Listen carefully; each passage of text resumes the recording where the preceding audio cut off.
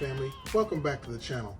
My name is Motors and this is my Jeep Next. Now, I know we've all seen a lot of the videos and talked a lot about it, and even I am guilty of it as well, of getting bigger tires. These are 35s, talking about lifting the vehicle and things like that to get over these obstacles safely on the trail. But then what do? As soon as we get on the trail, we let air out of the tires and that lowers the vehicle back down. So I was kind of curious, how much am I actually losing when I let air out of my tires? Now, I do understand that a lot of tires are going to be different. I know that the previous tires I had on were some Goodyear Wranglers, and those sidewalls weren't near as tough as these. So whenever I let air out of the tires, it went down quite a bit more and flexed quite a bit more.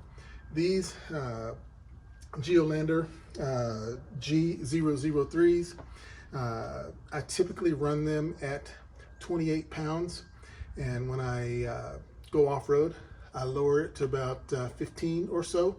And in that last video, if you saw it, you could see it giving me a pretty good flex on the sidewall, but nothing near what it would do if it was a lot lower.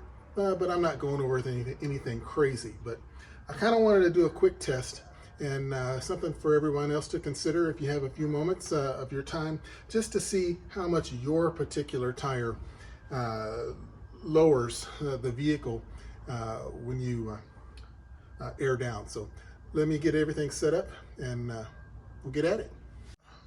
All right, so as you can see, I did some quick measurements. From the floor to the bottom edge of the fender here is 40 inches. We've got a measurement of 4 5/8 on the tie rod, and from the front diff, that's 7.5. And I'll show you the ruler that I'm using. Basically, those last two measurements are not from the floor.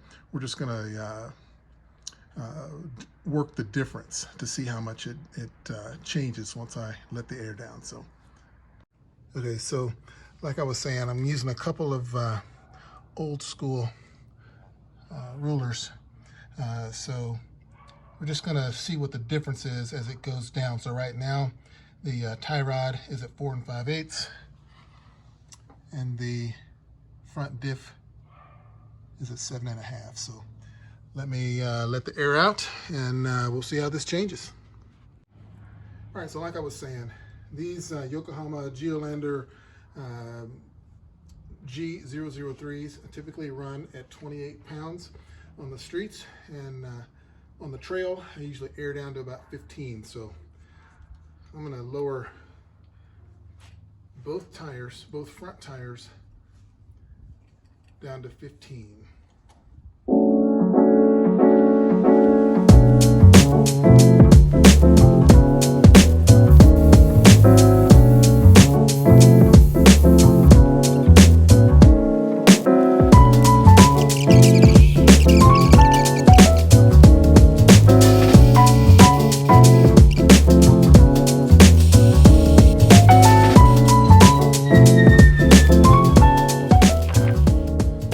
Okay, we've got both tires in the front. Air pressure lowered to 15 pounds. That measurement looks like it went down 1/4 of an inch. Let's take a look at the tie rod and the front diff. Okay, looking at the tie rod, we were at 4 5/8. Now we're right at about 5, so that's a 3/8 inch drop. Let me get over to the front diff. We were at 7.5, and now we're right at about 8. Might not be looking at this exactly straight on, but somewhere around 3/8 to a 1/2 inch. So that's that. All right, you guys, so that was a pretty simple test. Overall, it looks like between the fender and the front diff and the tie rod, which it should pretty much come out to be the same. It looks like about a 1/2 inch is what the vehicle dropped with losing that amount of tire pressure. So we went from 28 down to 15. Again, this is a Yokohama Geolandar. Everybody's tires are going to be a little bit different. The sidewalls are going to be a little bit tougher. So yours might not be that much, or it might even be more. But it's good to know that I actually didn't lose a whole inch or inch and a half or something like that. Now, of course, when you do hit a obstacle, the tire's going to compress even more. Sorry about that car. The tire's going to compress even more, so it'll still have a little bit of a dip to it, but it's not near as dramatic as I thought it would be. You know, just on the basic measurement, sitting on a flat surface. So, hey, if you guys like what you're seeing, click and subscribe. Tell your friends about me, and remember, sometimes size matters. All right, we'll see you next time.